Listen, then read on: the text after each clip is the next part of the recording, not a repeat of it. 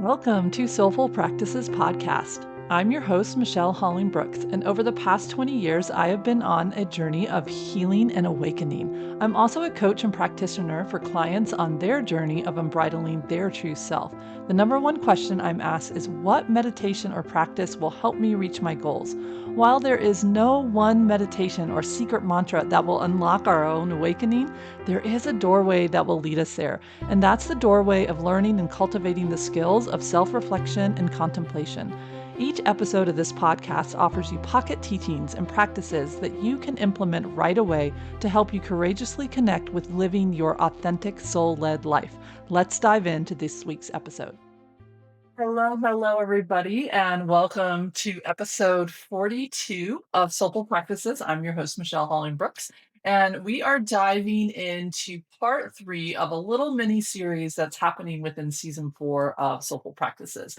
And this series is all about helping you engage and befriend and ignite that creative nature within you. We are beings of creation, meaning that we are always in a place that we have the ability to co create with our own life. We're not stuck in these karmic wheels and patterns and ways of being. That our biggest superpower is our ability to choose to make a new choice. And what does that choice do? It creates something, it creates little patterns in our lives, big patterns in our lives, and it ripples out into the collective as a whole. And right now, given recent events, if you're listening to this in real time, there's just a big discussion that's up about like what are we creating collectively within each other? Are we creating harmony? Are we creating respect? Are we creating the ability to honor each other's voices and ways of being, and that we don't all have to match, and that we can be separate? And what does that look like to have disagreements and differences and different points of view, and yet still come together in a tapestry that's based off of moving from love and compassion, respect? And what does that look like? So these are like really big questions that we are up as a collective right now, and then also really truly with inside of ourselves. Because I personally believe that for us to get this as a collective, it really is allowing ourselves to start to move from this place of where we're co-creating with our heart and our soul and our guidance and our choices in every aspect of our life, from how we talk to ourselves and how we meet ourselves, to then how that ripples out into what do we allow ourselves to create through our jobs, through our relationships, in our recreational time, with the environment and the beings that we're in connection with, whether they be human or not. I mean, the ripples are just really endless. So this mini series is that it is really inviting us to do what the soulful practices as a whole is up to, which is allowing ourselves to courageously connect with our authentic self. And in that connection, can we then move from that place? Can we be in interaction with our physical life, emotionally, mentally, spiritually, financially, all the above from our heart?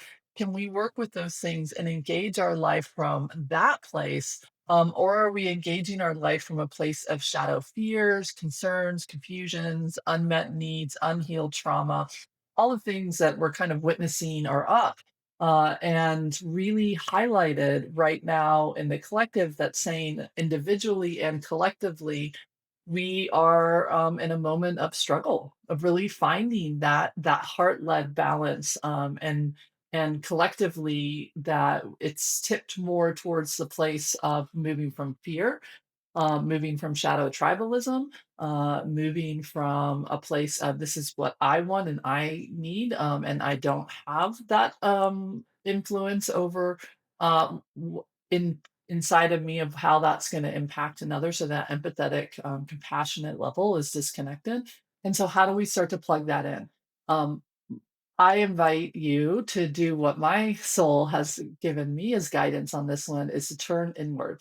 That if we plug that back in within ourselves, we do the healing work within ourselves, we find that a way to meet those aspects of ourselves with more compassion and more love, and let that then influence us of how we show up.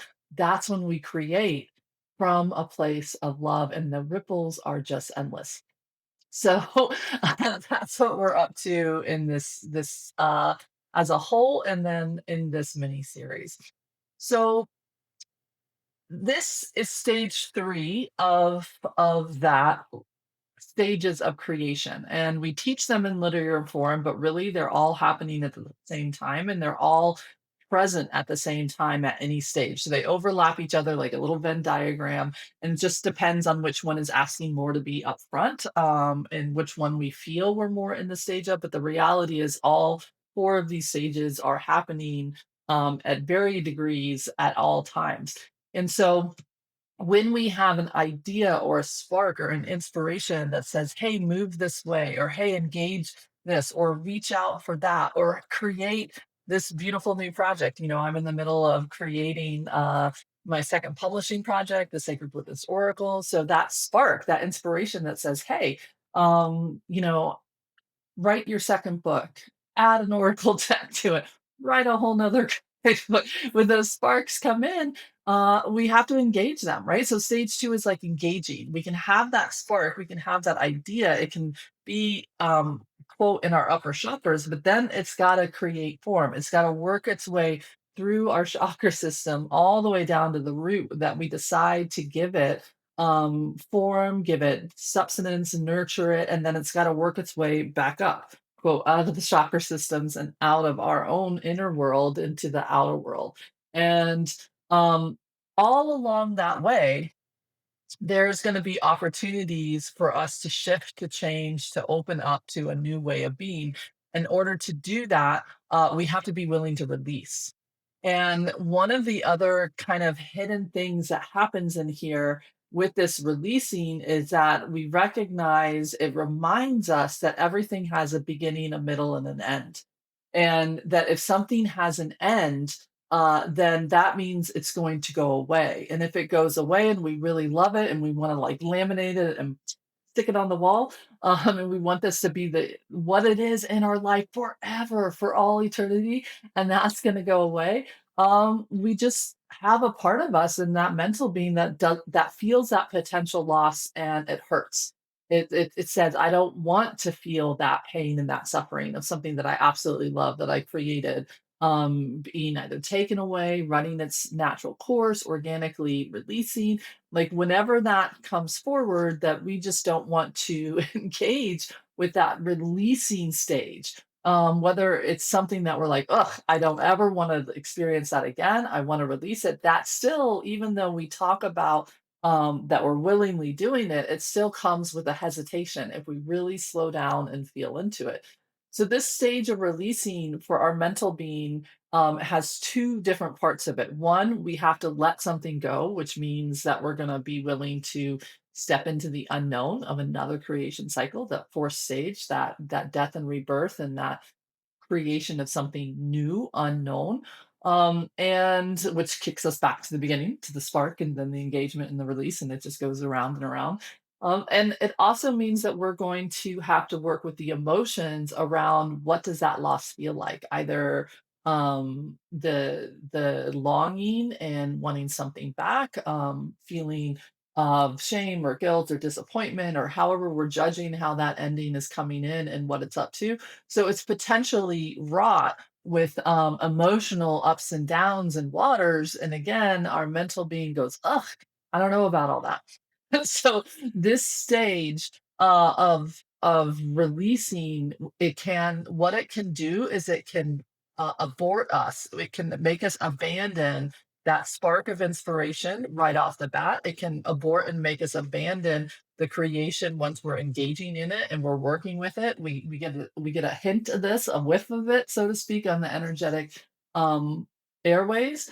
And all of these places are places that we can back off, and so we can't own ourselves out of these laws. These laws are what they are. That life is impermanent, right? That it's not constant. And in fact, the only constant that we can guarantee is that it is inconsistent, right? It's always going to be shifting, changing, evolving, and it is never going to stay the way we want it to, even if the way we're experiencing it is absolutely amazing.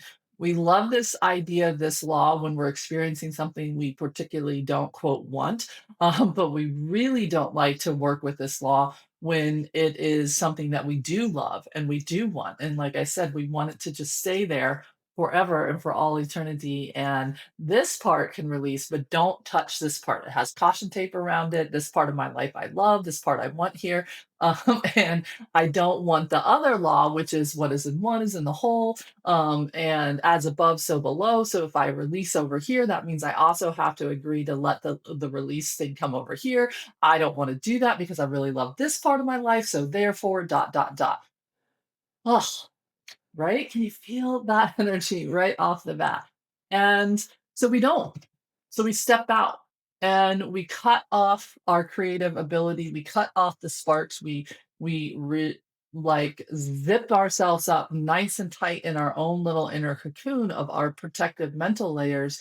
And we ignore then, we cut off our heart, we cut off our body's wisdom trying to talk to us, we cut off our soul's wisdom, the aspects of us that really work perfectly fine with this energy in this stage, and we cut them off because we're in a protective cocoon. I watch this play out all the time, especially over in in any program, because again, this is healing work and wellness work, right?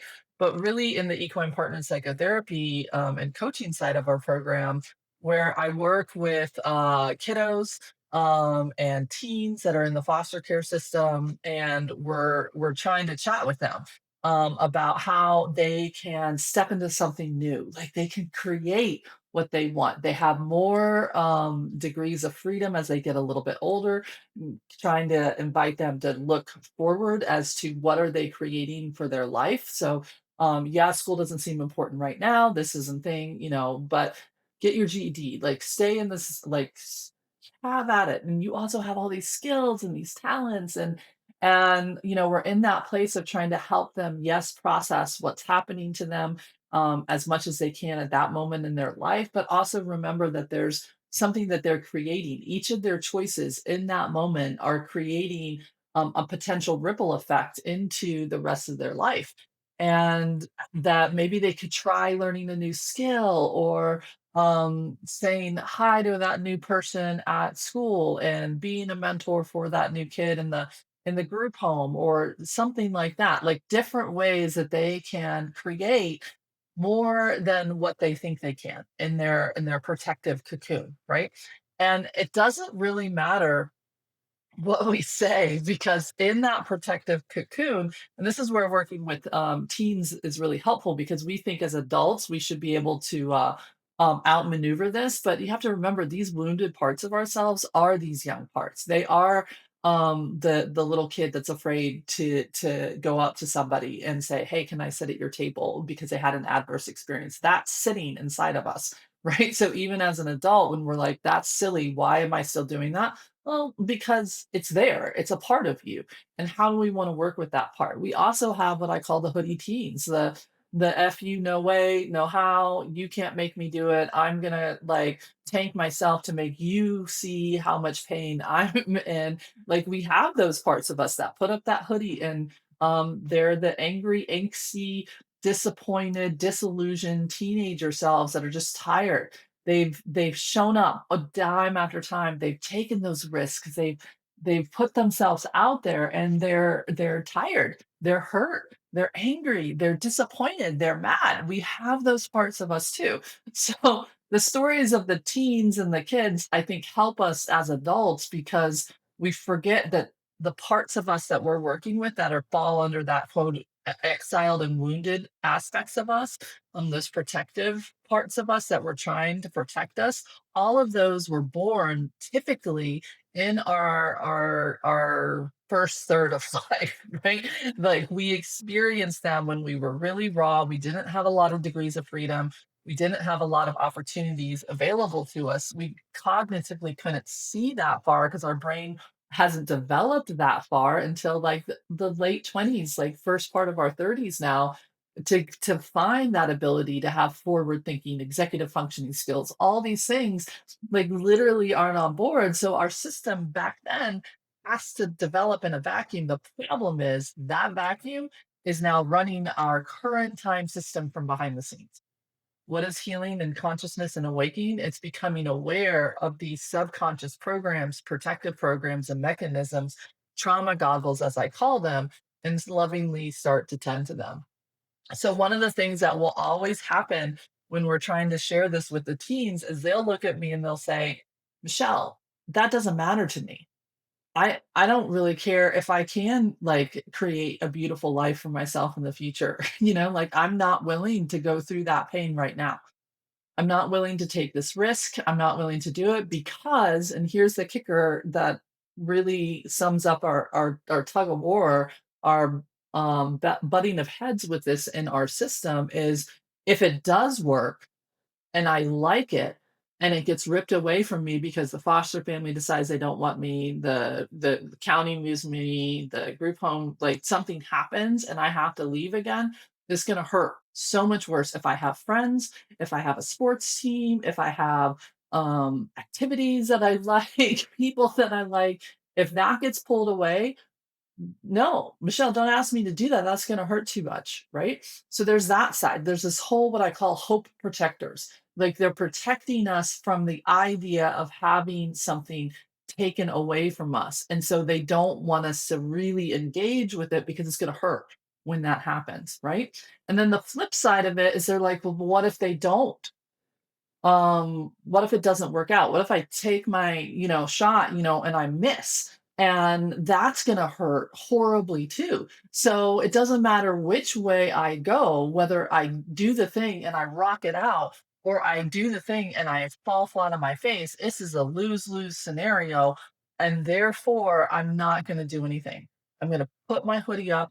I'm going to plant my little feet in the ground like a stubborn donkey, and I'm not going to be movable. I'm not going to be coachable. I'm not going to be whatever. I'll look at you and I'll like, sure, fine. Talk to me all day long. Lecture me all day long.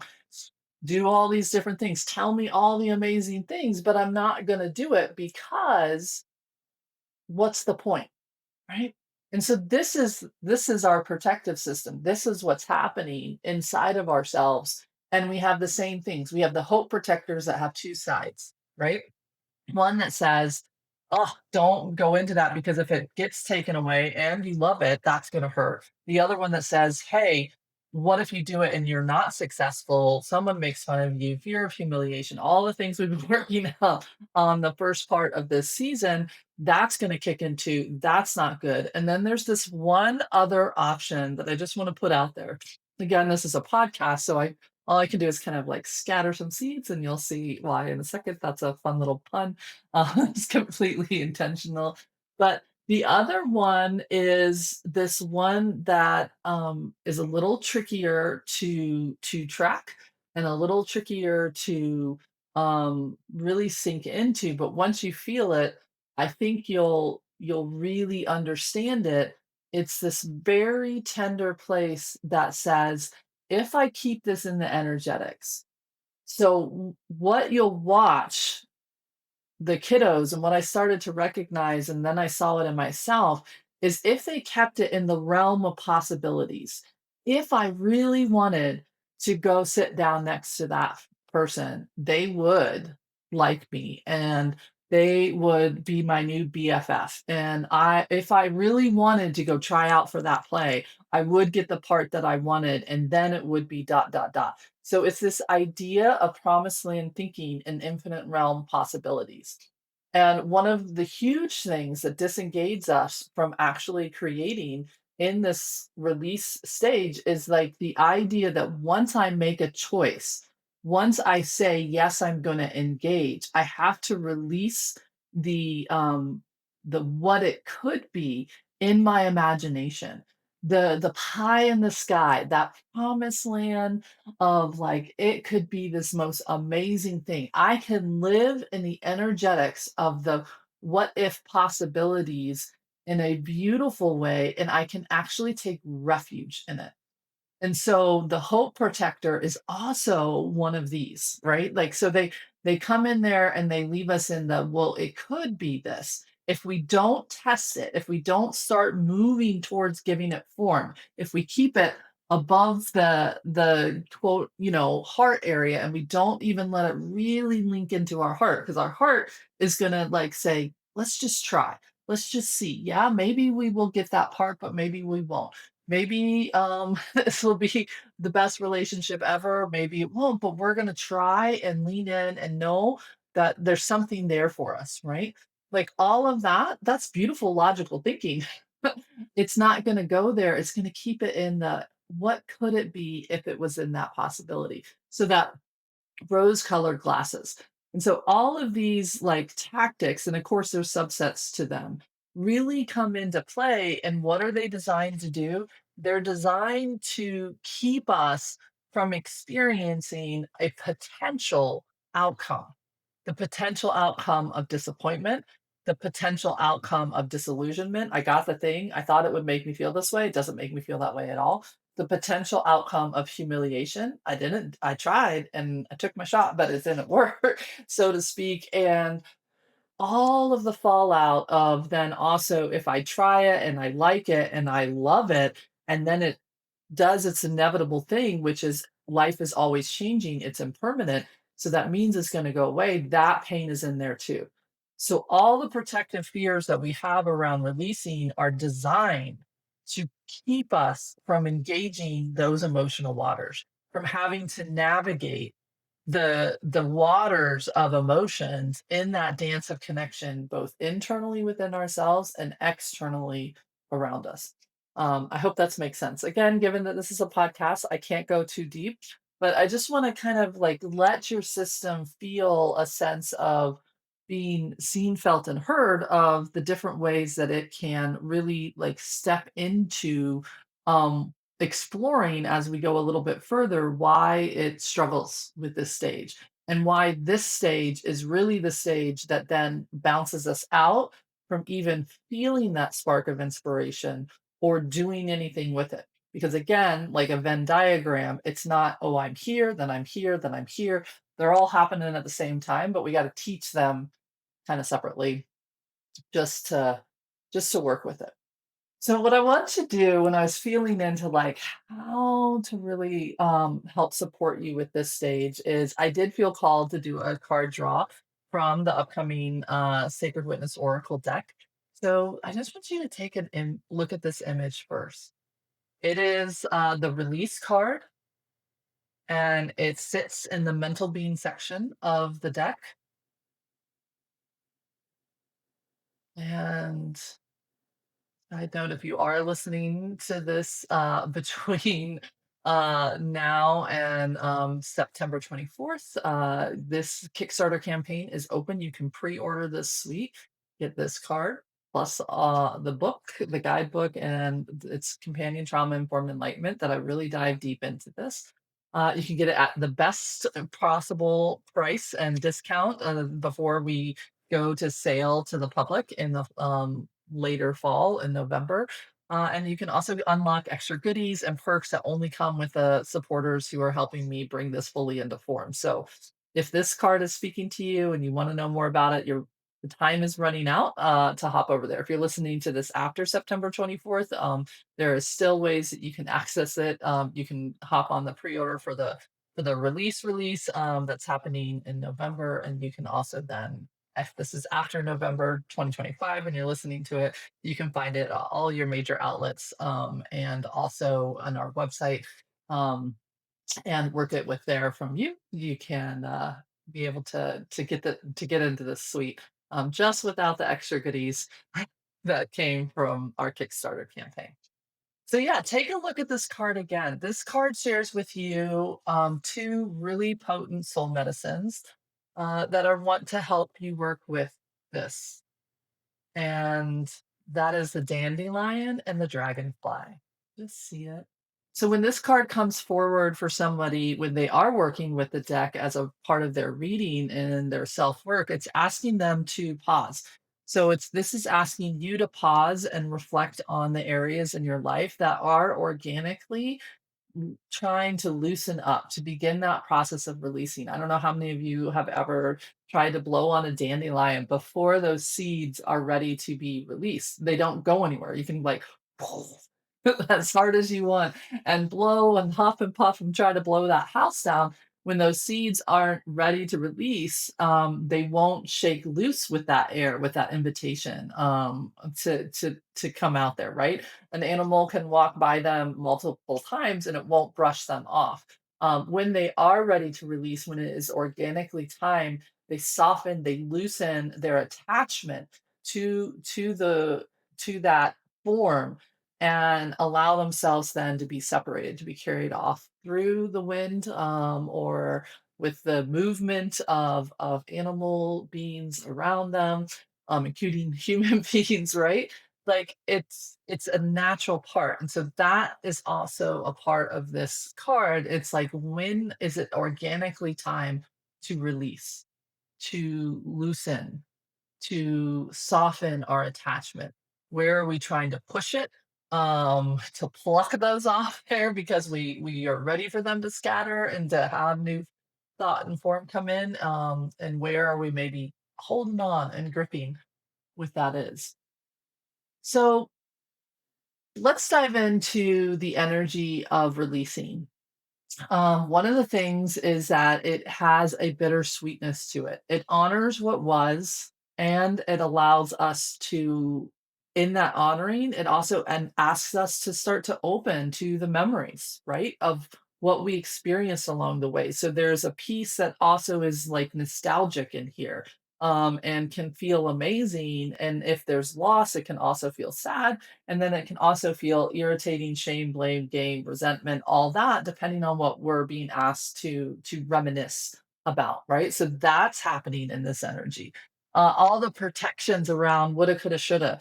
This should be continuing. This shouldn't have never happened in the first place. Like, all of that is potentially up for grabs in this energy. And then we can even get stuck. We can get stuck either in reflections of the past and blowing out what I call parallel lives. Well, if it could have done this, it should have done this, it would have been able to do that. And then projecting those parallel opportunities and timelines into the future. If this was here, then I would have been able to do this. If this was there. And so again, we can get really stuck in the energetics with this energy because it's super easy with just how it works.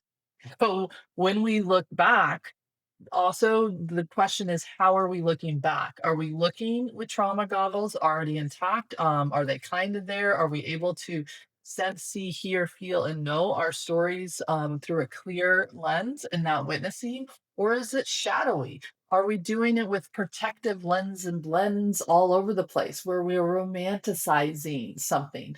And making it better than it was, where we're looking at an event and we're putting a story on top of it. And maybe potentially we're being asked to look at releasing and seeing stories that we've never seen before in that same event, right? Witnessing it from a different perspective or view on the fence post, as I like to call it. We will feel those relationships that are in there. Again, are we trying to rewrite history of what those relationships were, for better or for worse? What are we up to as we're looking backwards and we're in that bittersweet reflective energy of releasing? This is where we can really rake ourselves over the coals for the choices that we've made or refused to make. This is where we can victimize and, like I call it, filleting ourselves open, and really shaming, blaming, guilt and resentment. I mean, it just can run rampant in here, towards ourselves and towards others, right? This is where this energy can get really messy really fast. And again, we try to run through this stage whenever that part of this energy shows up in our Venn diagram. We try to get in and out as quick as possible. We try to run through this with statements like, there's a season for everything, there's a time and a place. Well, that was then, this is now. This should not, it's so sweet. Or you can't expect me to move forward now because I'm still over here working with this trauma. Like, again, energetic debts, parallel timelines, just hemorrhaging of our energy, bleeding out both internally and externally. And we are robbing ourselves of what I talked about in part two, which is that gift of that rare momentum. that true transformative energy that either helps us tend to something in a healthy way or pulls us out of that and dilutes what it is we could be engaging with and the energy and the potency that we could be bringing to that in a good way, in a positive way.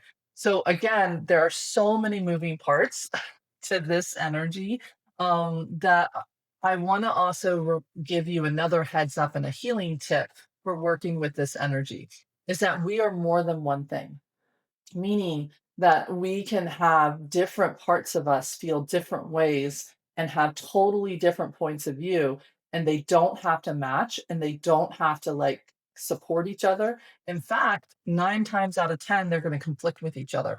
9 times out of 10 one will argue with another, and the way we stop those inner wars is by just bringing the medicines of acceptance, right? The medicines of curiosity, the medicines of allowing something to be what it is because that's what it is, and not trying to make it change its quote shapes or stripes or view on the fence post. Like, can I meet that and be in connection with that exactly how that is? When we can stop trying to make our system all one thing, we just allow it to be what it is. That's when we can hold it. That's when we can work through holism. That's when we can eventually then start to allow that fourth stage of what wants to be done here, what wants to be re quote born and rise from the ashes. And we're going to talk about that stage more next week.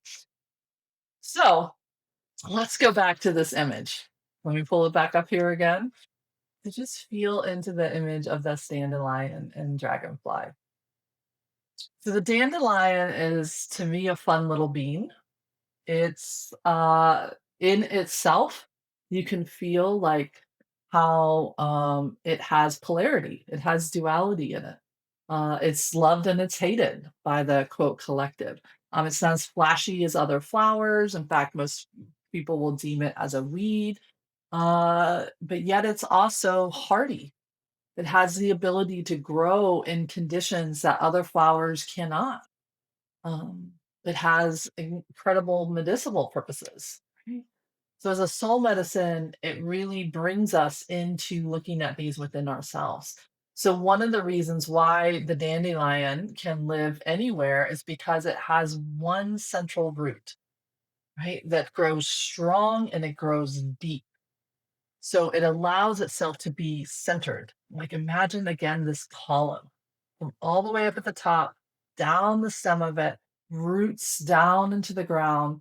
It has the ability to stay centered. It doesn't try to branch out. It doesn't then lose its focus or its energy, and all these different things. And so, what is the result of that? Because it has that center, because it has that ability to hold its core, it can work with filtering out impurities. It can cleanse and clear and restore balance to itself. It can metabolize that which no longer serves and really make then remove the blocks that would maybe dilute its life force energy and instead allow it to refocus its life force energy to be infused with that which it needs to because it's not trying to hold on to everything and be everything. It says nope, here it is, come to center, right? So as a medicine, it's inviting us into saying what is our center, what is our core, what are we holding to? What are we allowing our focus to go to? Do we allow ourselves to restore balance and metabolize that which we need and release that which we don't? Right. And that's what the quote physical medicine of the plant really helps us do. It can help us have a gentle detox in the system. It can support our liver and the functioning and ability to cleanse, clear, and purify our system, and therefore infuse our system, make room in our literal blood to be able to infuse it with the energies that we need to successfully get those nutrients and those supports and that spark, the literal metabolism and energy that we need to be combusting and working and doing in that same way, right? All of that happens with the quote medicinal purposes of it, but energetically, as above, so below, it's inviting us into the same thing energetically. And paradoxically, at the same time, we have to let go. So while we're bringing ourselves into center and we're honing that in and we're rooting that in, at the same time, dandelion reminds us to soften and to release form. Right? That when there is something that we can't just keep adding, right? So it doesn't bloom blossom after blossom after blossom, where all the seeds stay in there and everything stays in there. No, it releases. It says, this ran its cycle. Let me release that and let me start over again. Right. And so that is another thing that dandelion invites us into is like, do we allow ourselves to soften, to release an old way of being, a thought form, a habit, a uh, program that's in our system? Do we allow the purification, the cleansing, the clearing to happen, or do we try to like hold tight and refuse to let go? Right? Something that we'll talk about more into that fourth stage of creation. They really do work all hand in hand together. So if we feel that we know what we're releasing to, there's this weird mental being habit that says, okay, I'm willing to soften and release if I know what I'm quote like the image that just popped in is a vine. I can see the next vine that I'm grabbing. I know that that next vine will hold me. Then I'm willing to let go. I can swing from one, grab it, and then let go because I already feel the support. I know that it's there, and therefore then I can let go of this vine and put all my trust and weight into this vine, and vice versa. I'll do that again, but only when I know that that vine is there and what. But dandelion, when you look at the seed aspect of it, like the wish, the blowing that little dandelion and letting those seeds go, it invites us to work with the energies of faith, with the energies of transformation, the energies of the unknown. And can we courageously, like a warrior spirit, move into that level of growth and expansion with faith and hope guiding our way? Those little seeds, when they release, they don't know where they're going. They don't know where they're going to be planted, but yet they believe in their own internal ability to, no matter where that is, and I land, I can survive there and I can thrive there. So dandelion also invites us into all of that energy, right? And the problem is our ego just doesn't like that. It wants to know who, what, when, where, why, and how we're letting go. It wants to have guarantees. It wants to have satisfactions. And like the quote that I gave in the last one is, there are no such things as guarantees. There are no such things as securities. Those are not true, my friends. And if there was a thing like that, it would be like the great sloth that hangs in the tree, waiting for those to produce themselves before it's willing to move. Right, this is from, the quote is coming out of Fahrenheit 451. And the author goes on to say through the character, no, we need to shake that tree, knock that great saw out of the tree, and be willing then to move without guarantees, without securities, without knowing what that is. Dandelion is an energy that helps us learn to do that. It helps us remember that within us is the ability to resource, to find center, to cleanse, to clear, to metabolize that which is no longer serving, and to meet the demands of the area that we find ourselves into. So it can work with that faith energy. And now let's go to the dragonfly energy. Right. So most people associate the dragonfly with kind of like cardinals and other such kind of energies like that, messages from past loved ones. So therefore, it does work with grief a little bit because it's that idea of bittersweet. When you see the dragonfly, it's the remembrance of past message or a loved one and what that's working with. And while, yes, that is part of the quote soul medicine of this being, that's just one aspect. Like the dandelion, that's not all that it wants to invite us into. And it's a real mix. So if we look at just dragonfly as its own, it takes longer to mature. It has a longer lifespan. It's a predator, meaning that it goes after other insects and different things. And so it actually has this energy of this warrior piece in it. And it's also still a fly. It's a prettier looking fly, but it's still a fly. So it carries that insect energy in it that, just like is the dandelion a flower or a weed, we have kind of a weird relationship with insect energy as well, where a lot of different aspects of us might find it annoying or disease carrying. And like I said, again, it's a predator. So while it takes out, more quote nuisances, it still has that energy within it. And so, how does that mix together with its soul medicines?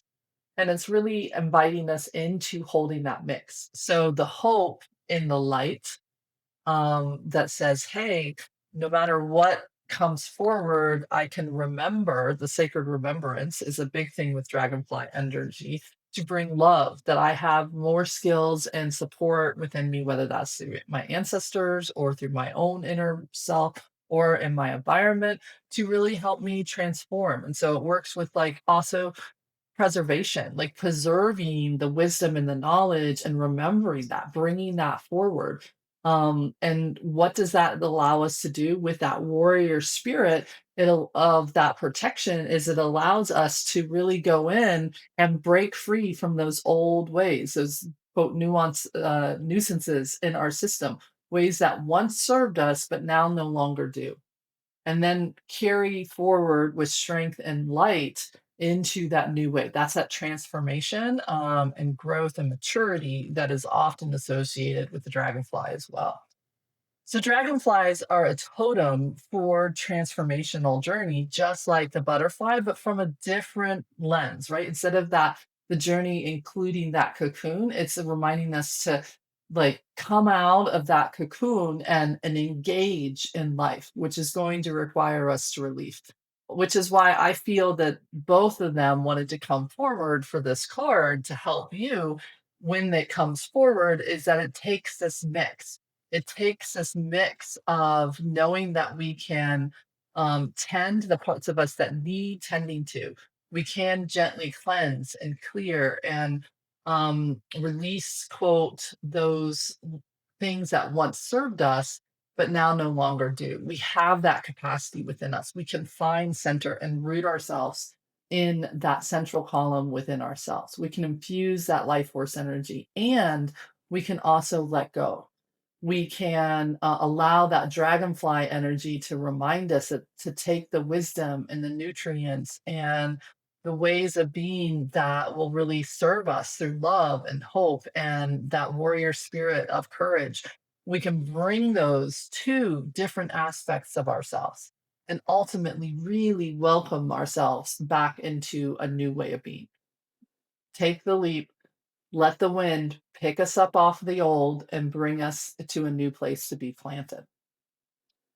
The heart says, this is amazing. The body says, I actually really know how to do this really easily. I do this all the time. Follow my wisdom. And the soul says, absolutely, let's do it. It is the mind, it is the mental being, which is why this sits in the mental being section that struggles with this so much harder than any other aspect of us, right? And so, what I want to do is give you a potential practice that can help your mind not view it as the enemy, not tell it to just sit down and be quiet and be in a corner. That's not helpful. That's division within our system. That's cutting off. That's more trying to withhold something instead of integrating, bringing it in and inviting it to remember its true wholeness, right? So we want to love the mind, thank it for its willingness to try to keep us safe, to protect us from those emotional waters. And yet we're going to ask it to soften, to release, and to befriend it so it can come home. It can follow the whispers of the heart and the body and the soul that say, let go. There's something here that's got you. We want to honor what was. We want to engage it appropriately without getting lost in that weird kind of trauma goggles, rewriting of history, holding on, grippiness, stickiness, or trying to be like, no, no, no, that's not real. We want to witness what really is there and to those part of us because we know that they're scared, they're sad, they're nervous, they're resistant, they're lost, they're all over the place, right? And at the same time, we can allow ourselves to move towards them with love. And we can move towards our life, the parts of ourselves that are ready to go to release, to take off on the wind and trust where that's going to go, we can also engage that and bring that in and let dragonfly go with us as we're going, so that we bring that wisdom, that courage, that compassion, and that love with us as we move into releasing and opening. As the energies go together, right? Okay, so let's practice. Let's dive in. Let's help ourselves, because the other piece that just kind of wants to come in, that this card does invite you in the bigger guidebook, is that we the losses are not always big. What you're looking at here every day is a variety of things, from literally a thought to a habit, and then yes, the bigger things like relationship, job, housing, stuff like that. One chapter closing, another chapter opening, right? Like, so the power of this stage is that is in all things. And where we started at the very beginning of the series, I started with a John Kabat-Zinn quote, which is, the little things, they aren't that little. Right? And so this is that stage. That's a great quote to bring back from this one, is that the little things, they aren't that little, is really what's up. So when we invite you into this practice, and whatever you've been thinking about as I've been talking, if you're like, Michelle, this isn't that big of a thing, that somebody would say, oh, that's a loss, recognize that that's not true, that whatever it is you're thinking of right now, and whatever it is that comes forward in this practice, that the release stage goes with that. It doesn't have to be the big ticket item, so to speak. It's in every little aspect of our life. This is here. So just take a moment and take a deep breath in and out. You've made it this far. In. Give yourself a little high five, because this energy and the chapter of trauma informed enlightenment, I literally started by saying, please don't skip it. So this has a whole chapter in my second book, Trauma Informed Enlightenment. So if you're here and you haven't skipped it, give yourself some love, some gratitude. Let yourself feel that support that's coming in. And when you're ready, I invite you to soften your eye, quote unquote, even more, and really invite your heart and your soul to share with you what in your life right now is wanting to release. Again, it doesn't have to be a big ticket item. It could be, I want to release the pattern of worrying about things I know I can't change, the past. I want to release riding the emergency brake in my life. It's time to stop doing that. I know I need to release hitting snooze 3 times and maybe only hit it twice. Like, let it be, quote, silly with what comes forward, and then also honor if it does come in with a bigger, quote, ticket item. Remember their equanimity. Everything has the same value from a soul perspective. Now that you have an idea, the thought, let's go to the form. So, how is this invitation, this energy of I'm being asked to release here, how is that playing out in and around your body? How is that being reflected in your body somatically as a sacred messenger for that dance inside of you? Again, it can be more than one thing. So, what is here? And again, we're not trying to fix it. We're not trying to shift it, resolve this energy in your system somatically, make it do anything. We're just trying to be with it, to breathe, and let it share with us. Let it inform us.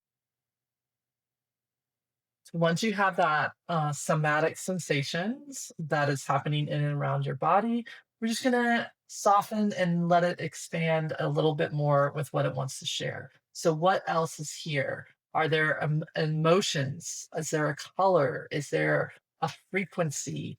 A thought? a fear, a worry, concern, desire. What else? Just let it continue to talk.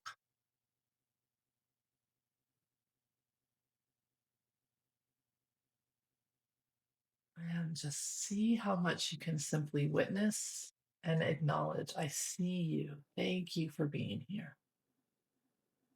I accept you just as you are. You don't have to justify your point of view with me. You don't have to seek validation that you have permission to be here. I give you permission to be exactly what you are. And I welcome you and I honor you.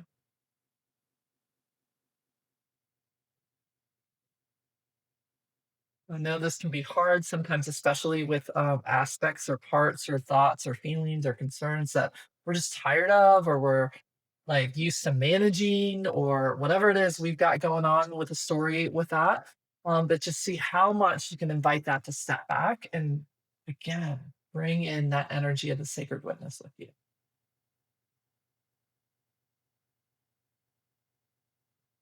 So if you can, see if you can start to sort and what it is you're observing, what part of you that's coming from. So is it coming from a survival system, that protective mechanism that's trying to mm, understand the collective tribe that you're in? Like we've got to agree or disagree or do this. This was accepted. This was not accepted. So is it coming from that protective survival system that you're talking to right now? Is it coming from your personal, what I call my personal heart, which is different from capital H heart slash soul, whatever you want to call that aspect of you. But this is just this is my preference. This is what I would like. This is in an ideal world. This is what I would want to be happening or not happening. Like again, this is incredibly important for us to connect with our personal system.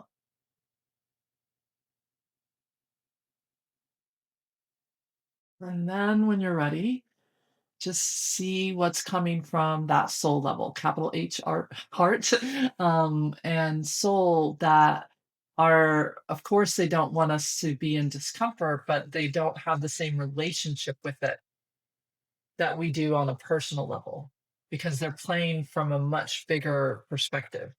The puzzle pieces are much, um, the ripples are not linked to that experience that we're having on a personal level in this moment or in the past. Okay, in the interest of time, I'm going to keep going, but feel free to pause here and just go through these first questions. What is here? Share with me. Are you connected to my survival system, my personal wants, wishes, and desires, or my soul? Like starting to be able to read yourself on quote three different levels is such a huge gift, right? And that's part of what witnessing is about. And this is what I teach in the Sacred Witness Oracle. And each one is like I go into more depth. So if this is calling to you, like really this is it. It's in there. It's coach in a box, me in a box, or in a book or in a card.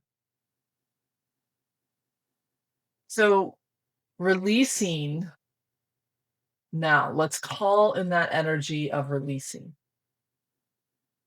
The first thing that we can release is the need for any of this to match. So if you still have, I'm trying to figure out how all of these fit together, I invite you right now to release that thought, release that construct, release that point of view because it's rooted in the dualistic thinking of our mind, trying to figure out one plus one equals two. The heart and the soul and the body do not run off of that equation because each one variable is completely unique to itself. So that whole equation falls apart. It doesn't work. One plus one might equal two, but it all depends. What is the one? What is this one? And what is that two? Right? So let's release any construct as much as you can that your system has to match and it has to make sense and it has to hold one narrative because that is just not true. That's in a dualistic thought form. So see if you can wiggle, wiggle, wiggle, soften.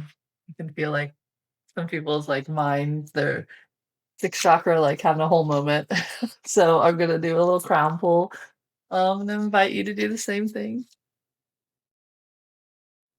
Um, just gently opening up these chakras, inviting them to soften their protective, going into some of that triple warmer meridian, like smoothie. Nice deep breath in,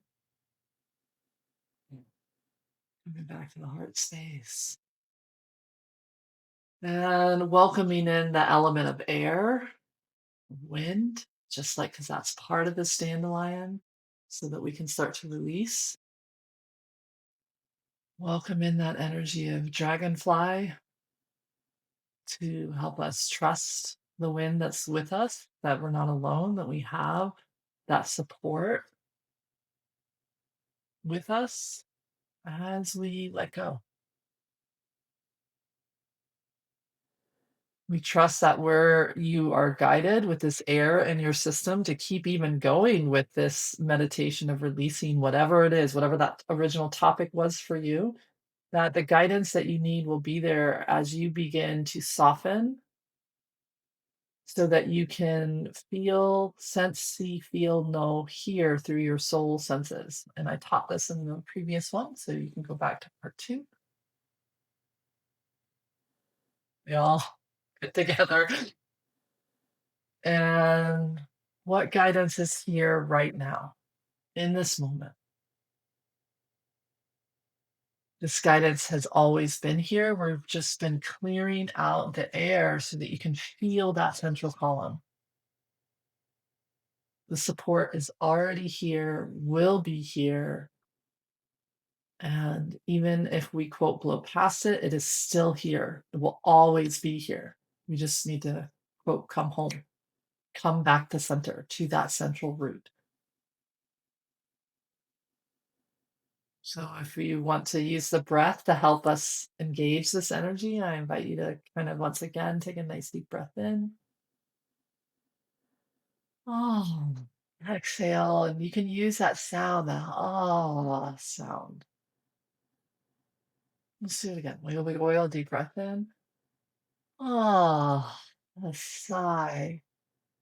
Letting that breath and that frequency kind of open up this high heart area. We can do a little bit of a part of a yin regulator flow with that. And you don't have to know any of this is. It's the great thing about this space of Reiki energy. It's that if it feels good to you, just invite that in. Say, yes, please. Oh, finding that peace, that central column. Invite Reiki energy to help you walk with the energy of faith, a willingness to be present, to release the past, and trying to control the future. Imagine that you're holding tight in your hands and see just how much you can soften your hands, open them, palms open. Let the surfaces hold you. So I just lean back and I'm letting the wall hold me. I'm feeling what that feels like with this mantra. You are not alone. Just feel that. You are held. You are stronger than you think. Your heart has more kindness than you know for yourself and for others. And you have more ability and strength and courage within you to influence your life more than your ego can understand. And we welcome that. May I release and insert whatever that is.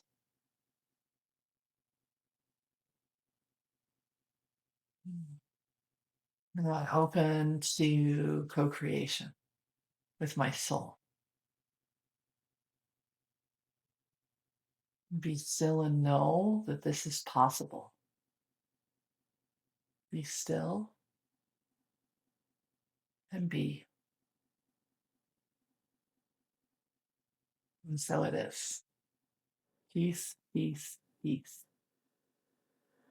So, this type of a practice you can really make your own. You can play with it. And then I just invite you to set this intention with me as you go throughout your week, to set that intention to walk with the energy of releasing, inviting in dragonfly and dandelion to help be a part of that.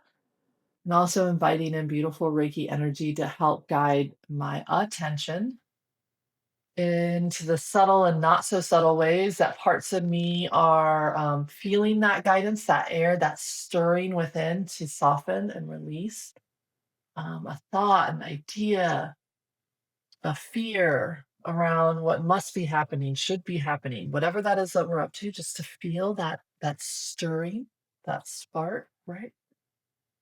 Bring my attention also to when I can feel a new idea or inspiration that wants to come in, but it requires me to release my attachments. My allegiance is what I like to call it, to an old way of being. Because remember, our old ways of being did once serve. Even if we don't know how, they did. How do we know it? Because we did it. So we wouldn't have done it if it wasn't serving on some form or fashion, right? So that's why I like the word allegiance, because it honors that this was the way of being that I had to be, and it did serve me, but now it's time to let go.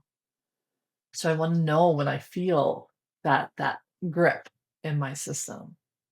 And then I also invite Reiki energy to really help me like hone in to those places within me that are doing the grip, that are bracing in some form or fashion, withholding itself, pulling its little feet off, trying to like slip that central root and to column up off and send it anywhere but where it's wanting to be planted, right? So when I have these moments of awareness this week, invite Reiki energy to really help you engage in the sacred pause. Just like where we started, it starts with that pause, that softening, that willingness to say, okay, I want to see, I want to hear, I want to know, I want to understand. I want to meet these parts of me that are really stuck. And I want to do it with the energy of acceptance and curiosity and seeking understanding, so that I can help them exhale, come home, release their fears, their worries, their overwhelm, and open to moving through love, not fear. Right. So I'd love to hear how this week's practices are going for you. If you are again feeling called to work more with this energy of you're getting like snippet, quick versions of it, that I go into greater detail and depth and support with practices and guided meditations and all the jazz in the Sacred Witness Oracle. We need your help to bring this in. It's coming out through a Kickstarter campaign where you're helping us to create those funds so that I can self publish this and also bring in the perks and the different things that it wants to do for you to engage it fully. So, like an audiobook stretch goal is what we're working on right now. So, hop over there and check that out if that's calling for you. Time is a sensitive thing. I'm not an urgency person, but there is a time thing attached to this. So if you want to claim those savings and get those access to those Kickstarter exclusives that are only coming out through this offering, especially like 4 workshops where we're going to dive deeply into this, then hop over there, take a look and see if one's calling to you and join us as a backer, pre-order that and be in that place with us. And it does close on September 24th. So there is a limited amount of time to work with that. And I want to leave you with one last blessing that's really kind of calling and coming forward. Take a nice deep breath in and out. This work is sacred. Every time you allow yourself to release from an old way of being that is rooted in trauma and separation and survival, shadow power and control, and just trying to like make it, and you can open up to the abundance, the love, the joy, the healing, the connection that is held within your heart. That is what this world needs so much of right now. That each and every one of our personal hearts are being called to step into this journey. And thank you for your willingness to step in. Through that, you are helping to end the pain and the suffering and the trapped trauma that has been passed down generation to generation. We are agents of change. We are healers. We are mystics. We have been called and planted where we have been planted so that we can help collectively cleanse, clear, and infuse a new way of being into this collective. Thank you for being you. Thank you for showing up in this space, and being willing to awaken and to befriend. And it takes such courage to live through a soulful way of being. And since you are listening to this and you are here, thank you. Thank you for being you. Thank you for answering that call. Thank you for stepping into these uncharted waters because it takes such bravery, such courage, and it's so needed right now. So, offering you truly light and love and joy. And I'll see you in the next one. Thank you for listening to Soulful Practices. For more information on how to work directly with me or one of my guests, check out the show notes below. We'd love for you to also let us know what parts of this episode are speaking to you and how this practice is supporting you on your healing and spiritual journey. Please share this podcast with fellow seekers, travelers. Together, we can create a wave of soul-led beings in this world, offering you light, love, and joy on your journey. Michelle Holling-Brooks. Until next time.